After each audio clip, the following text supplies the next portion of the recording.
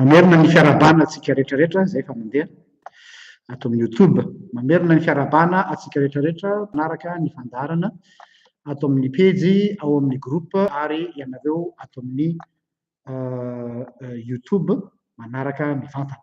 Eny ary ny lohateny zay fa nampanantenaina anareo nolazaina moa zany maromaro kokoa tamin'ny hatramin'ny maraina dia ny hoe aiza ho aiza ny tsipika mena tsy azo oarana eo amin'ny fametrahantsika ny tondrotsika ny maha olom-pirenena sy ny maha olon'ny finoana. Iza no ambony raha ohatra ka ny voatery tsy maintsy hisafidy amina trangan-javatra anankiray ka etika zany ny lalam-panjakana ve sa ny lalam-piangonana.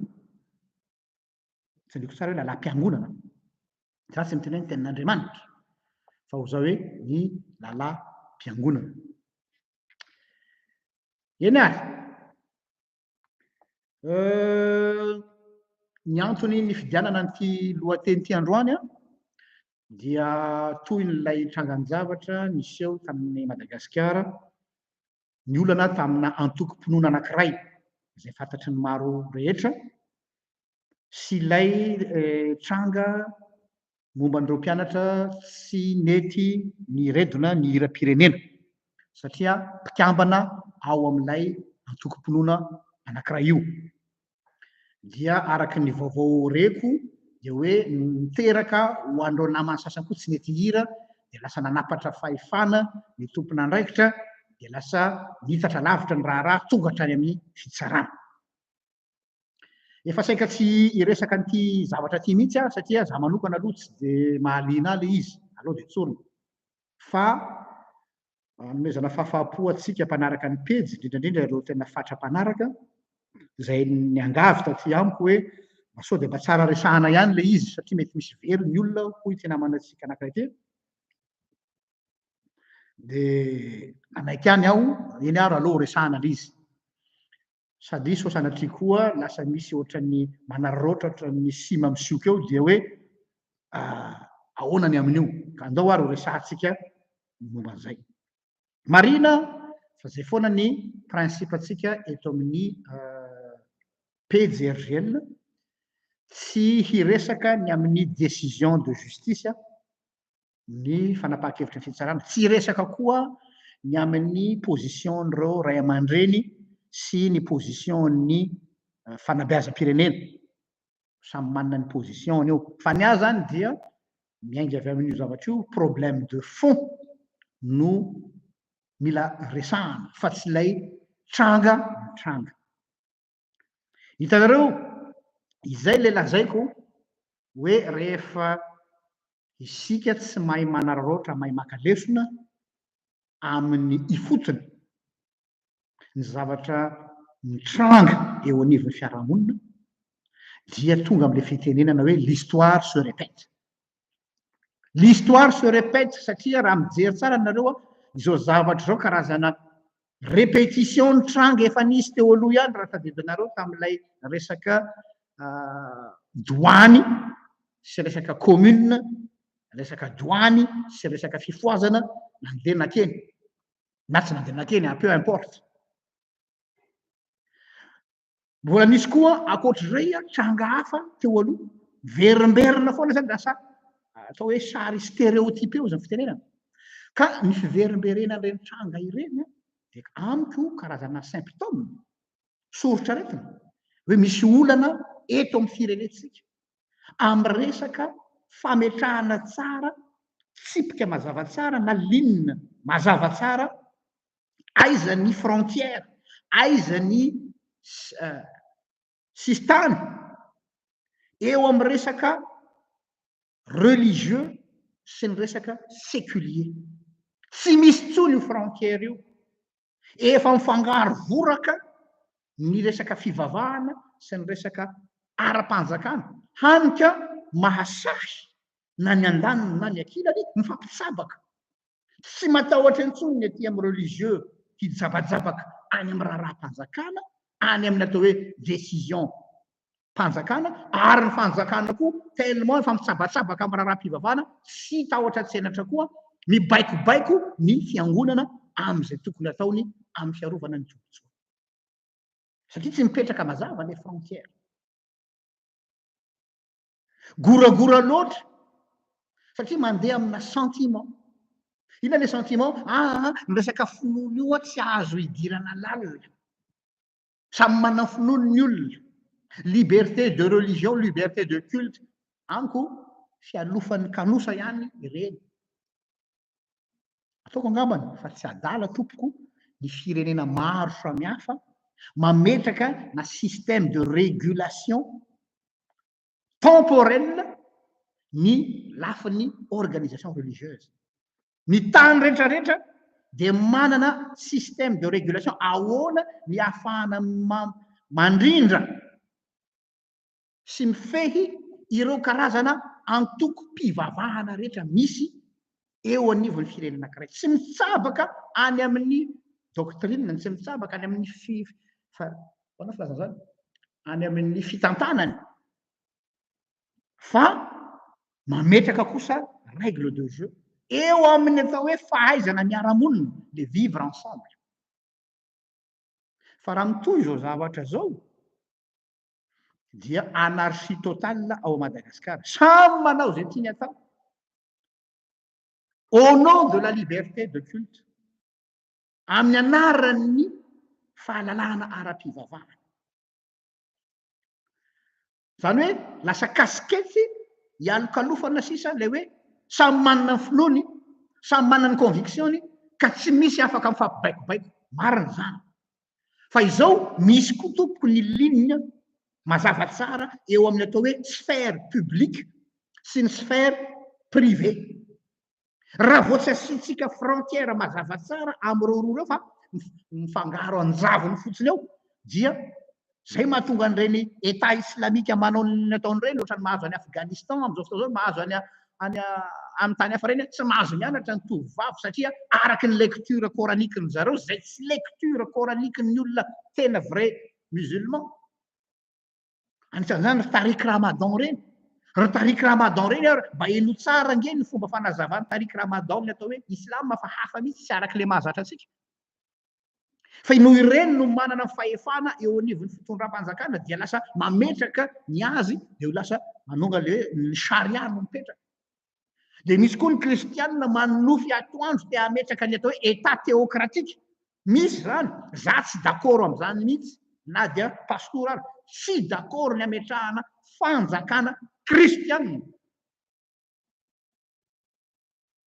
mety arafitohina ny kristianina ny zavatra nazaiko zany satria mila mazava tsara ny frontière hoe itya séculier itya religieux fa zafangaro fa raha vao mampifangaro an'ireo sika dia tsy maintsy ambony ambany eto tsika mianakavy hifamono eto tsika mianakavy zay le anarchie zay ny tena vrai politique la gestion de la cité ahoana ny ahafahana migérer ny olona mba afaka hiara-miaina afaka miara-monina zay le vivre ensemble donc miantso ny fahefam-panjakana na ny mivony antenimera-pirenena na nina amboaro ny lalàna mba hisiny atao hoe système de régulation amin'ny resaka finoana amin'ny fiarahamonina fa raha mitoy zao hampatahotra satria hifanenjika eto tsika ary zany ny atombohan'ny génocide isika moa ny tombotsika tsy tombotsoatsika par rapport ny firenena afrikana hoe tsika tsy misy an'le foko be le hoe tsy mifankazo teny anisan'ny foyer-ny génocide na ny guerre civile dia hoe tsy mifankazo fitenenana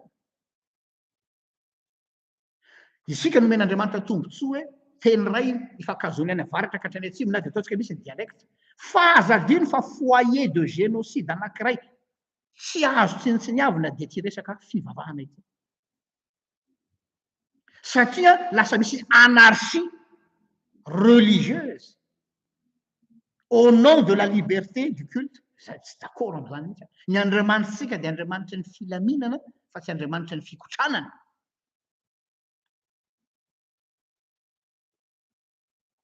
raha mihaino tsara ny irany besa nareo le hoe ny andriamanitra zay noko dia tsy andriamanitra révolutionnaire misy dikany izy matonga teny an'izany ka saropady ny zavatra toytoy tsy resaka fait divers fotsiny ity tranga am'reto mpianatra misy problema reto sy ny mpampianatra fa ho an'izay mahalala tsara amin'ny tantara taty Eropa dia nisy zany atao hoe révolte des paysans zany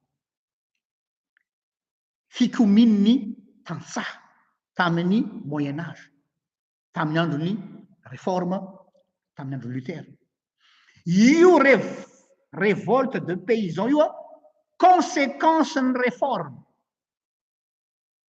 zany hoe ny réforme dia zavatra tsara za zao dia tena ao anatin'izay zanaky ny réforme satria za lutheranne de formation fa za tsy FLM fa za lutheranne aloha hazavako zay zavatra zay ny lutheranisme dia tsy fananany FLM fa ny lutheranisme ny taloha fa ny FLM zany dérivé tateo reny ama formation luthérienne ana dia zao hoe mireharehany amin'ny réforme ataon'ny Martin Luther fa tsy azo kosehana amin'ny tantara n'izao tontolo zao koa ny zone sombre ny réforme dia nisy olona nanararoatra n'ilay réforme nataon'ny Luther amin'ilay hoe fanoherana an'ny autorité papale dia nisy taty amin'ny tantsaha indray ny révolte des paysans zay nanohitra ny aristocratie hany ka lasa nisy fikomiana famonoan'olona mihitsy mouvement efa nisy talohan'ny réforme ny fitambaran'ireto paysans reto fa nararotrany zareo a ilay réforme Luther satria nanao effet domino matanjaka be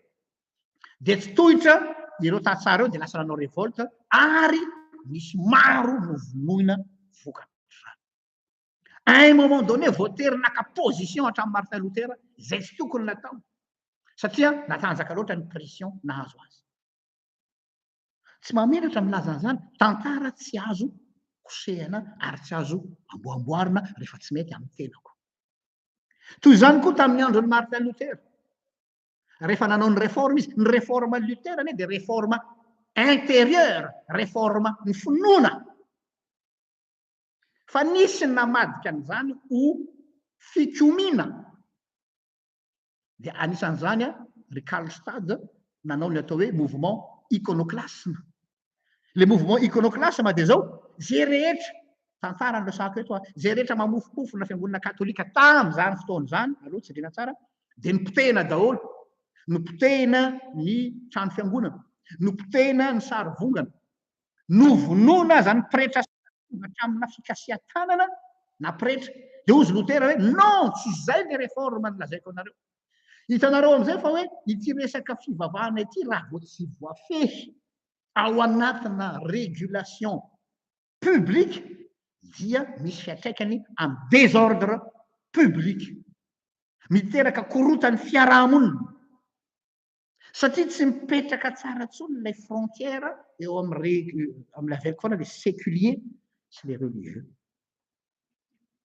mbola toizako ihany ny ohatra anankiray nazisme ny nazisme nataon'ny Hitler sady tahaka ny tongotra vakivaky sady marary ny mamenatra ty lazaiko ty kanefa tsy maintsy ho lazaiko anisan'ny base ny tarihany Hitler ny idéologiany amin'ny resaka nazisme dia ny interprétation'ny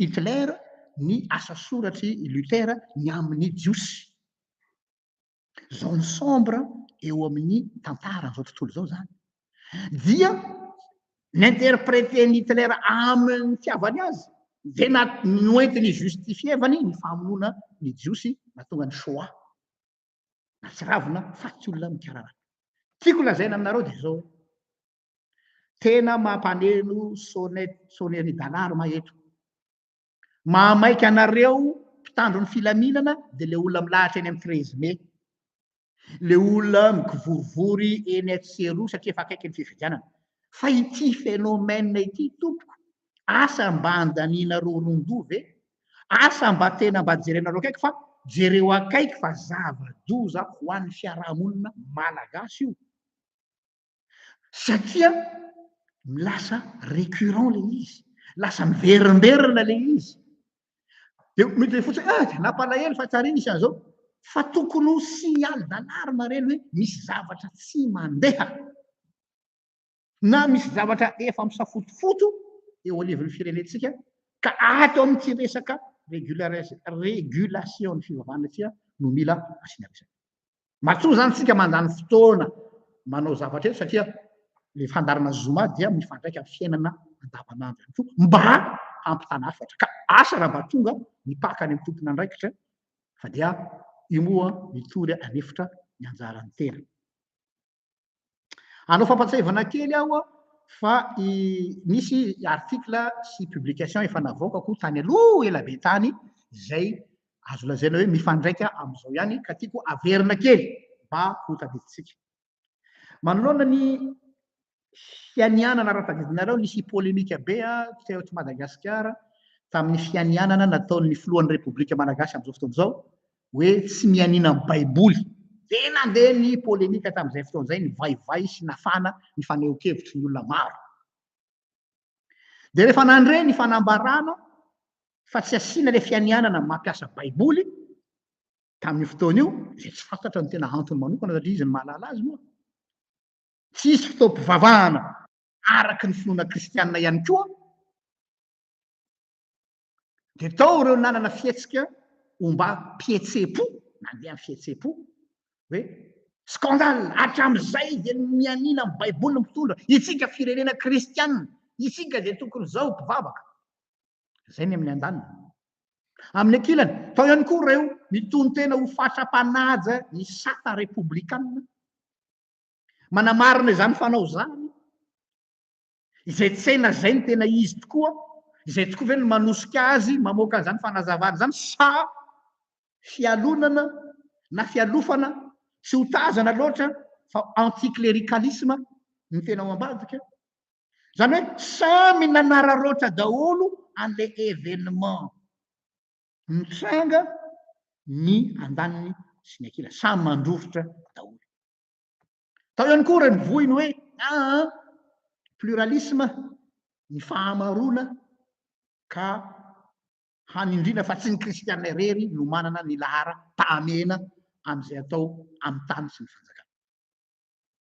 Raha tsorina zany dia azo anoritsoritana ireo karazan'olona manao fanehoako hevitra daholo zany. Dia ny fanontaniana dia izao. Hatraiza ny tsipika mena ho iaho tamin'izay fotoana izay dia miverina indray ny fanontaniana. Efa publication efa ela ity. Aiza le ligne rouge à ne pas franchir. Mametra ny andaniny dia ny fanjakana tsy tsabatsabaka amin'ny raharaham-pinoana ary mametra ny ankilany ny fiangonana sy instrumentaliser ny fitondram-panjakana. Ny olana tsy misy tsony frontière io. Satria samy mampetipety an zareo ilay mifampitsabatsabaka satria misy tombontsoa arovana amin'ireo rototo. Mbola veriko ihany le live efa nataoko izay efa ela izy ity fa noraisin'ny Koto. Nanaovana émission manokana moa ity liveko nataoko ty. Nilazako hoe ny kristianisme problème eto Madagasikara, ny kristianisme misy eto Madagasikara dia kristianisme extrémiste ny majoritaire. Zay lola ny analiziko. Toute dénomination confondue, que ce soit fiangonana zandriny na fiangonana reniny na fiangonana atonontonony, tsy haiko izay ilazanareo azy, position extrême. Lasa misy resaka rapport de force. Lasa zay zany le fivavahana. Ka raha vao ny rapport de force no ampiasaina dia lasa misy ny hoe la loi de la religion dominante. Iza na inona ny antoko-pinoana maro anisa ary ny heviny no référence. Dia tsy mananjo ary ve zany ny vitsy anisa?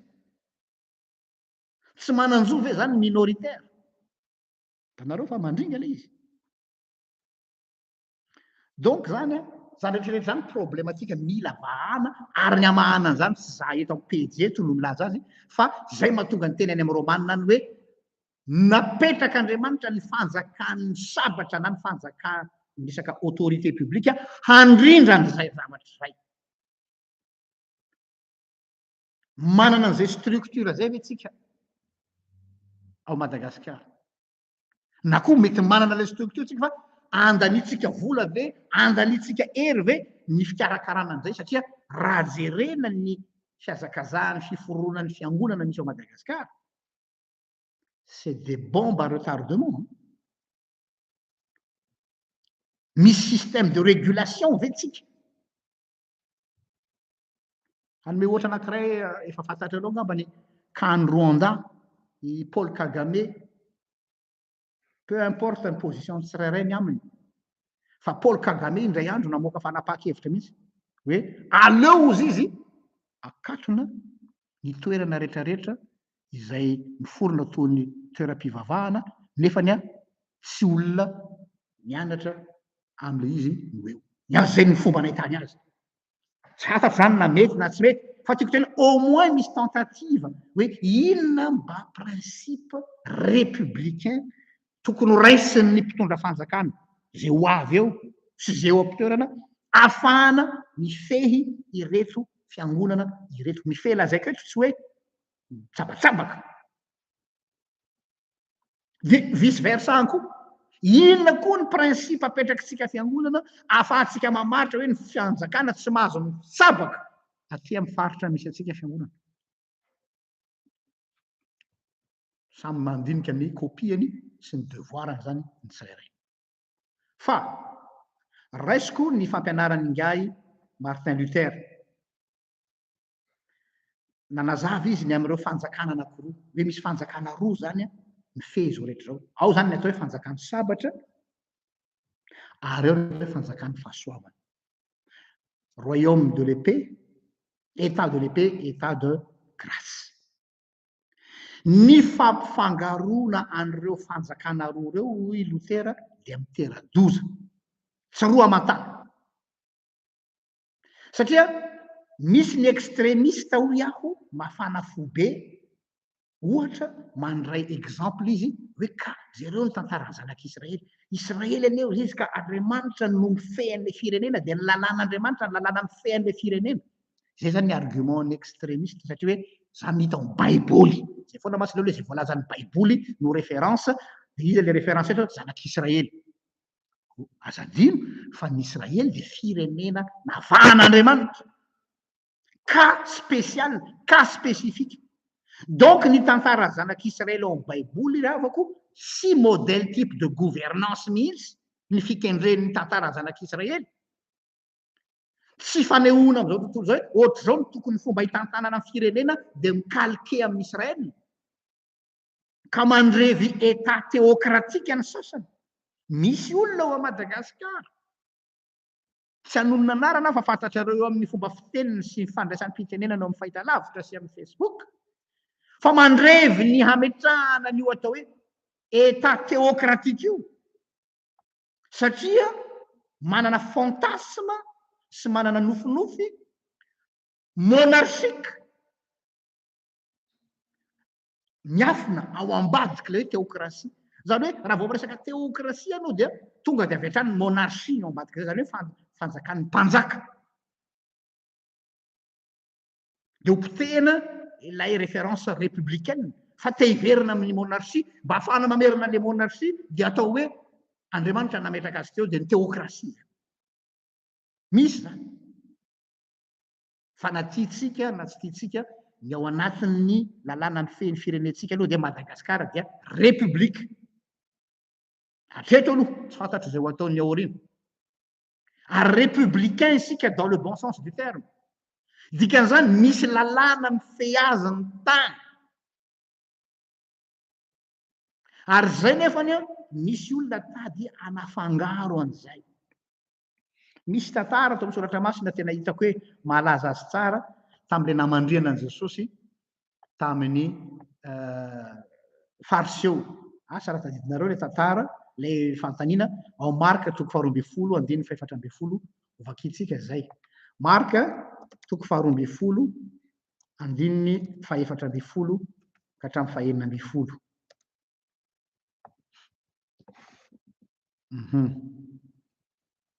Marca 12:14-16. Ny anaran'i Jesosy vakeko.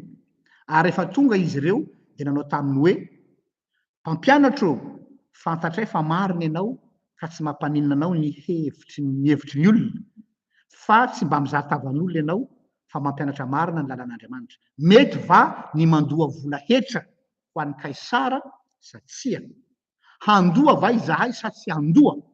Fa izy nahalala ny fiatsaram-belatsiny dia nanao taminy hoe nahoana no maka fanahy ianareo hitondray denaria ety amiko izahako azy. De nitondrany izy de hoy izy taminy aniza io sary io amin'ny soratra io, ary hoy izy taminy any Kaisara.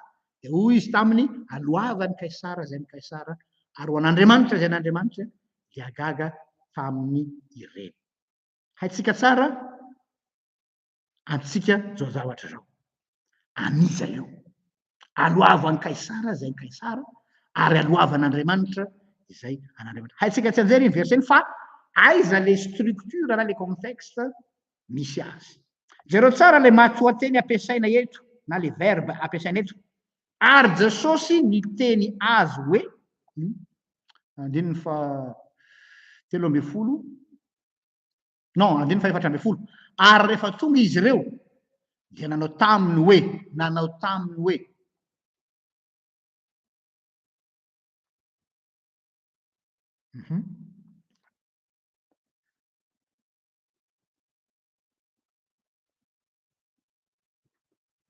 lay ary hoy Jesosy azafady aty amin'ny andininy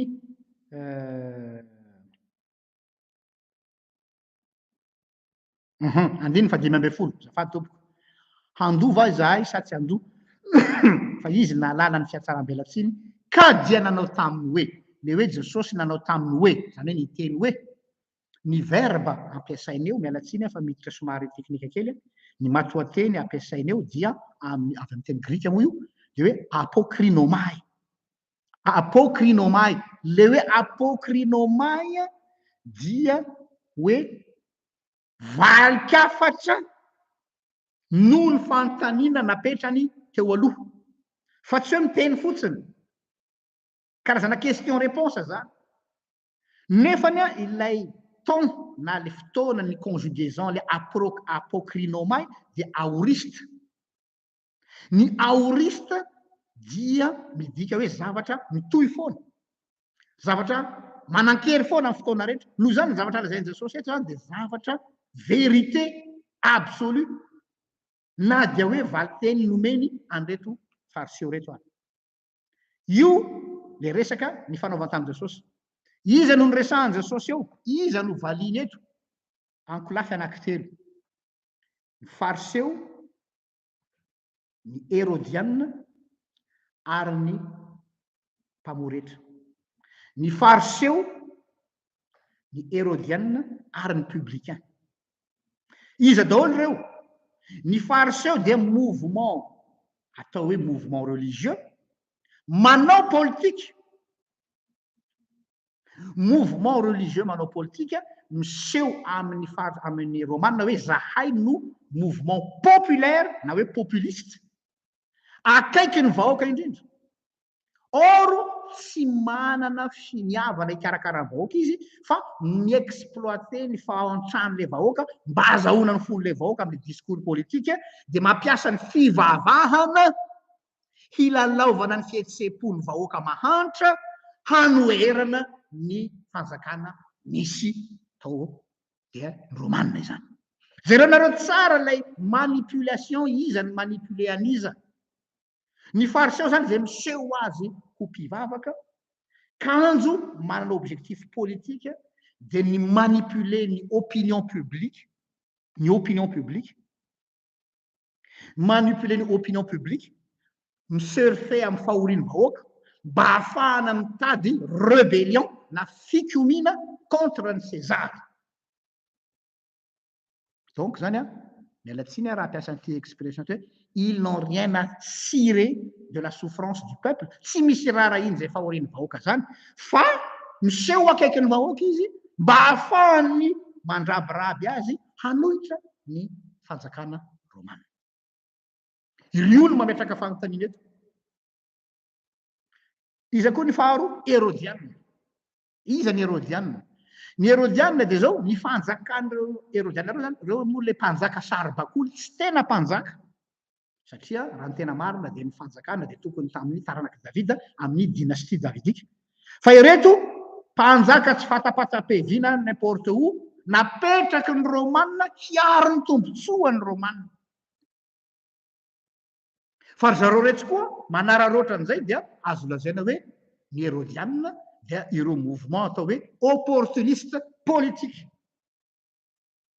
tadidio ny fariseo zany dia mouvement populiste misurfe amin'ny fahorian'ny vahoaka mampiasa ny resaka fivavahana mba hitaritana ny olona ho amin'ny fikomiana amin'ny fanjakana romanina ny hérodianina dia mpanjaka tsy tonga volana fa namboamboarina teny dia napetraky ny romanina teo amin'ny seza hiaro ny tombotsoany miraipetsapetsa amin'ny romanina fa nanararoatra an'izay koa izy mba hametraka ny dynastiany dia io le lazaina hoe opportuniste politique donc mbola tsy miraharaha ny vahoakan'Andriamanitra koa sy ny vahoakan'Israely nefa reo no miseho sarotiny eto hoe ina ny tokony atao tokony andohetra ve sa tsy tokony andohetra amin'ny kaisara tsika zareo tsara zany fa tsy misy na iray aza tena mitsinjo an'ilay vahoaka nefa leader religieux ary leader politique daholo ireo fa tsy misy na iray aza mitsinjo ny vahoaka am'ireo ary ny fahatelo dia ny publicain na ny mpamoretra ny publicain na ny mpamoretra dia homme d'affaires miraipetsapetsa amin'ny hérodia amin'ny romanina ihany koa mamory ny vola reo zany mba eritreretinareo reo no mianakendry mametraka fanontaniana am' Jesosy hoe inona ny tokony atao tsika ohatra hoe mba olona mba mitsinjo ny resaka fahamasinana ery ohatra hoe mba olona mitsinjo ny resaka fahamarinana ny tenin'Andriamanitra ohatra hoe mba olona mitsinjo ny resaka vahoaka hoe tokony andohetra sa tsy tokony andehatra amin'ny kaisara tsika kanefa dia olona ohatr'izany no mianakendry nakafanahan Jesosy mitsapatsapa azo atao ve amin'ny teny grika mialatsiny fa tsika mandalina kely le hoe azo atao ve eto hoe amin'ny teny grika le hoe azo atao ve s'extraire de est-ce que on a le droit de s'extraire de est-ce qu'on a le droit de s'extraire de zany hoe mananjo ve aho afaka miotra any io lalam-panjakana io efa lalam-panjakana mipetraka io hoe mandoa etra vokatry ny maha babo azy loi de fait factuelle ny tianytenena hoe azo atao ve ny kono azo atao ve ny tsy mandoa azo atao ve ny monsieur rebelle zay ny ambadika le izy amin'ny teny grika ihany koa dia io azo atao io ve dia hoe afaka mandeha amin'ny atao hoe affrontement mihitsy ve manohitra amin'ny alalan'ny sabatra zany hoe atosiky reto hérodianina atosiky reto fariseo atosiky reto publicain reto Jesosy hikomy amin'ny César piège raha teo koa moa le izy mba ahafahana mieliminer an Jesosy satria fatany faravonikomy eo Jesosy tonga dia tapaka ny lohany dia zay ny tadiaviny zareo io faty Jesosy dia andralany tanàna zareo iny andininy fa raiky enina amby folo dia fantatry Jesosy zay ahoana ny fomba namaliny azy avy eo Jesosy amin'ny andininy fa enina amby folo mba hitondray denari iray hitondray denari iray hoe ty amiko izahako azy dia nitondrany izy anao mitondra eto ny fariseo arao tsara ny fariseo nitondra namoaka denaria tany am-paosiny no denari iray aho Jesosy inona no hitanareo eto amin'ity denari ty inona ty ty soratra eto ty dia misoratra eo dia hoe sarin'ny César io Jesosy raha sarin'ny César ary eo dia zao meo an'ny César ary ny sariny ary meo an'Andriamanitra zay sariny tokony ho azy izay ny ambadika leo meo an'Andriamanitra zay n'Andriamanitra ary meo an'ny kaisara zay ny kaisara dia zareo tsara inona io sary io amin'ny teny frantsay izy dia hoe effigie et inscription amintsika izy dia hoe sary fotsiny fa effigie misy dikany manokana zay ary inscription ary le inscription raha jerena amin'ny teny grika dia hoe le inscription titre d'honneur ina moa le titre d'honneur any César César zany amin'ny romanina dia c'est un dieu sur terre grave be le zany zavatra teneny Jesosy eto hoe tsy resaka etra intsony resahan Jesosy eto fa ozy Jesosy hoe tompoy ny kaisaranareo tompoy ny Andriamanitra ny tena Andriamanitra reo fa aza miafinafina ho ambadiky ny resaka faux problème satria zao amin'ny fariseo amin'ny lalàna jiosy tsy azo ny fariseo atao ny mitahiry sarina Andriamanitra mireprésenter ny sarin'Andriamanitra na any am-paosy aza ny fandrian Jesosy koa eto ny fariseo avoainy denari dia inona ny sary eo zay fa maninona ianareo no mitahiry antony sary zay tsy azo atao no mitahiry antony any am-paosy raha ny lalànareo jiosy fariseo zany donc vous êtes des hypocrites vous êtes de mèche avec César pirepetsapetsa amin'ny kaisara nareo fa mody ataonareo zay hitaritana ny vahoaka hikomy fa ny tena marina ianareo mihitsy no miakohoka amin'ny kaisara zay le omeo any kaisara zay any kaisara zany hoe rehefa tianareo dia tompoy ivavao andongalio satria nareo manompo azy satria nareo milelaka ny kirarona dia naboraka Jesosy ao zany ny fiatsaram-belatsiny hypocrisie totale dévoilé mody lazaina hoe tsy andoetra or ny tena ambadika dia zao ianareo ny olona zay taritinareo tsy andoetra tsy anaraka lalàna nefa ianareo miakohoka any ary zay ny zavatra mampalahelo todika amintsika vahoaka malagasy ho avy zao ny fifidianana 2023 isika mianakavy reo ampirisian'ireo mpanao politika reo hikomy sy hiady nefa ry zareo mifandombera any ambadika any ary miara-manompo Andriamanitra anankiray hiaragnan'izy ireo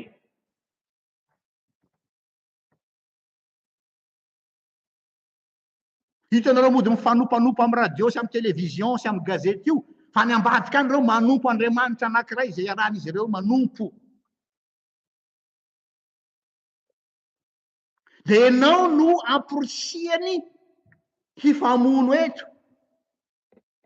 Jesosy zany nikendren'ny fariseo hitarika mouvement populaire mba hikomy amin'ny romanina dia amin'izay misy faty mikararana misy raha mandrika satria sûr et certain fa raha nikomy Jesosy dia nanaraka azy vahoaka ary vahoaka be nanaraka azy dia fatyn'olona ny apatrapatra teo ozy Jesosy hoe za je ne mange pas de ce pain là impiry Jesosy no rehefa saika nalaina ankeriny ho atao mpanjaka nalaina ankeriny andao atao mpanjaka ty lehilahy ty amin'izay mivoavaha ny problème atsika rehetra fa ny fao ambadika dia zao za raha misy bouc émissaire Jesosy zany saika natao bouc émissaire mba hisininy atao hoe soulèvement populaire dia rehefa misy ny soulèvement populaire dia tanteraka ny fanirian-dralahy zalahy faiseur de roi zalahy manipulateur zalahy politicien zalahy homme d'affaires véreux zay mifeny firenetsika no milalao atsika amin'ny resaka finoana sy resaka politika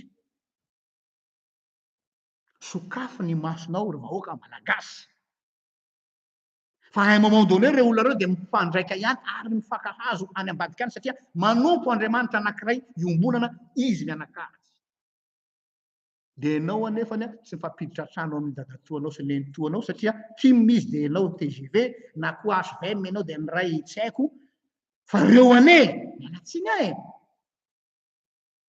fa il se fout de notre gueule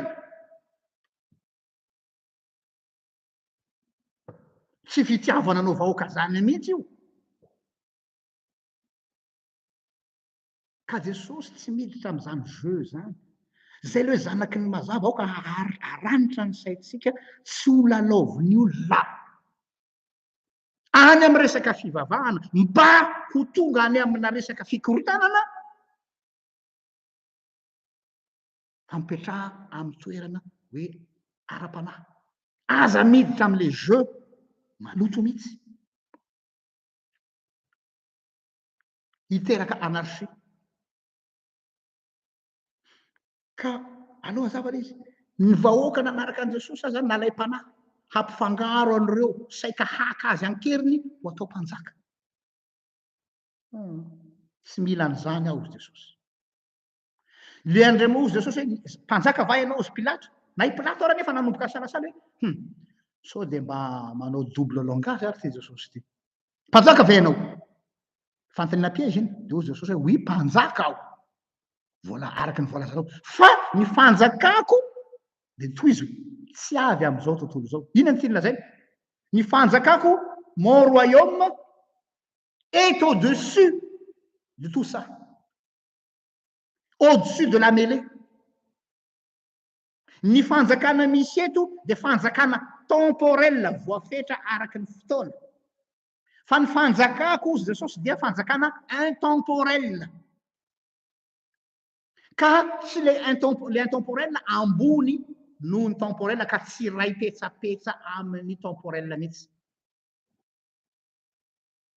Ka ny ampifanandrana fanjakana temporel sy intemporel dia stupidité, fahadalàna amiko.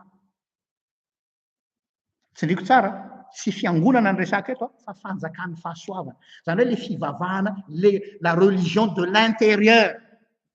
Ary eo ny tiako atongavana amin'le fanontaniana teo hoe aiza le ligne rouge. Isika hoa maika te hametraka le religion d'extérieur. Hoe zahay tsy mahazo manao an'ity hiram-pireneny ity, mbola le religion d'extérieur zany. Zahay tsy mahazo manao an'izao, zay tsy mahazo manao an'izao, satria te himarquer territoire atsika. Fa natsika ny fanjakam-pahasoavana dia c'est une religion de l'intériorité. Tsy voatery, ozy ny soratra masina hoe tsy voatery mijoro eny ampovoan-tsena ianao dia miogaoga hoe za mino an'Andriamanitra voapino ianao. T'as pas besoin de monter sur le toit de ta maison pour dire que tu es chrétien. Mbola le religion d'extériorité foana zany satria te himarquer fahefana territorial. Fa ny fanjakatsika tompo dia fanjakana sy eo ambanin'ny fifehezan'ny zavatra hita maso fa ny zavatra mihoatra. Satria ato anaty. Araka ny tenin'i Kristy, aza mandeha nareo ary aty aria zao, fa ny fanjakan'Andriamanitra izy dia ao anatinareo. Teny Jesosy zany. Problème ny olona mitady religion extérieure.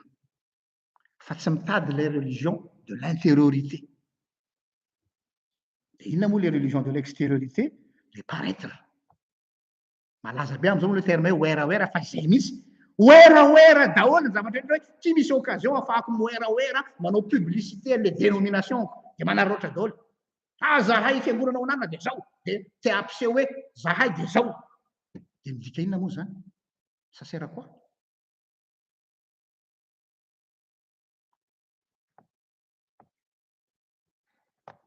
Les discrétions, finoana intérieur.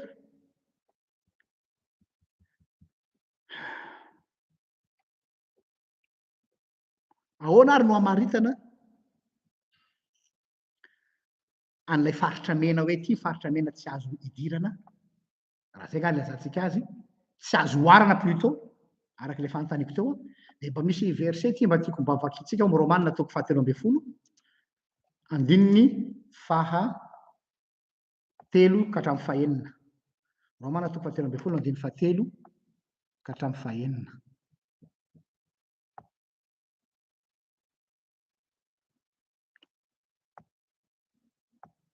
Safady fa mbola tsy mivoaka le izy.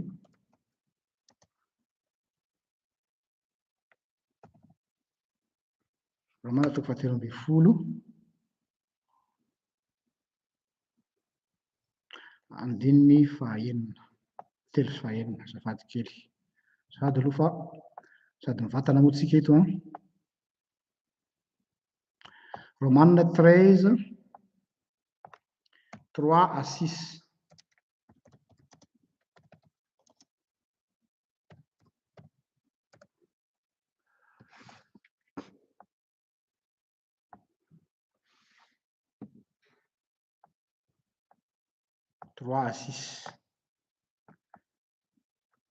Zao vola zao. Fa ny mpanapaka dia tsy mba tahotry ny manao tsara, fa ny manao ratsy ihany. ary ny tsy hatahotra ny fahefana va no tianao ataovy ary zay tsara dia azo dera avy aminy ianao. Fampanopin'Andriamanitra izy ahatsaranao, fa raha ratsy kosa ny nataonao dia matahora fa tsy entiny foana akory ny sabatra fampanopin'Andriamanitra izy, dia mpamaly handatsaka fahatezerana am'izay manao ratsy. Koa tsy maintsy manaiky ny olona nefa tsy noho ny fahatezerana ihany fa noho ny fieritreretana koa. Fa noho izany no andoavanareo vola etra fampanopin'Andriamanitra mitandrina izany zavatra zany indrindra ireny. Asa raha tadidinareo nisy ka teo amin'ny mpianatra no sakanan Jesosy Petera indray mandeha, tokony andohetra avy aho sa tsy tokony andohetra? De namaly Petera, de hoy Jesosy hoe aleo mandohetra ihany aho. De andanao izy sakao ilay trondro alainao voaloha de sokafy fa misy sekely eo de aloavy miamiko sy ny aminao. Jesosy manaiky eo ambanin'ny lalam-panjakana. Impiry izy mampiseho zany. Ekeo ihany aloha ankehitriny mba hatanteraka ny teny fikasana raha natao batisy izy. Any amin'ny Hebreo any koa de misy an'izany teny zany manao hoe nateraka tao ambanin'ny lalàna izy mba hamonjena zay eo ambanin'ny lalàna. Noho zany hamarana koa an'izao zavatra zay zao dia indramiko ny fampianaran'ny réformateur izay anisany filamatra ho aho Martin Luther, ny fahefana politika dia tsy tokony ho fitaovana eo am-pelatanan'ny olona manana fahefana mpivavahana ary vice versa. Izao ny teny Martin Luther, vakiko ny citation dia azavaiko andika teny malalaka. Un chrétien est un libre seigneur, surtout et n'est soumis à personne. Un chrétien est un esclave asservi en tout et est soumis à tous. Zareo fa misy dialectique zany, misy zavatra ohatran'ny fanipaka. Averiko, un chrétien est un libre seigneur surtout. Zany hoe ny mpino anankiray dia olona afaka toy ny tompo anankiray afaka amin'ny zavatra rehetrarehetra ary tsy eo ambanin'ny vahoan'ny olona. Kanefa kozy, un chrétien est un esclave asservi en tout et est soumis à tous. Zany hoe nefa kosa izy ny mpino dia manaiky hanompo sy ho fehezina amin'ny zavatra rehetra. Zay tsara les jeux de mots ampiasaina.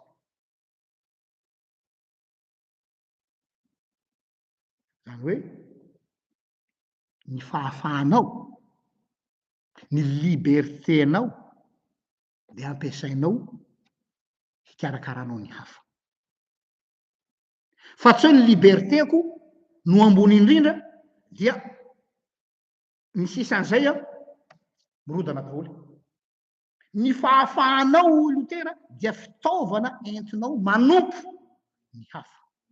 Fa tsy hoe fitaovana entinao manitsaka ny hafa na manapatra amin'ny hafa.